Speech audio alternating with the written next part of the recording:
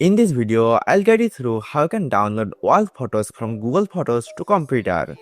If you find this useful, then please consider subscribing and like this video. To download all these photos from Google Photos to your computer, at the beginning you need to open the Google Chrome tab and tap on the profile. Now click on Manage your Google account.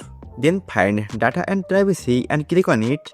Now you have to scroll down and find App and Service and then Content Saved from Google Service and click on it. Now you have to scroll down and find Google Photos and click on Download. Now hit check mark on Google Photos and click on Next Step. Now you have to choose your export type. Let's go to Export Once. And if you want to send a download link via email, then click on the drop down box and choose the option. Now select your file type. Let's go to .zip and set up your maximum file size. Let's go 2 GB and click on Create Export.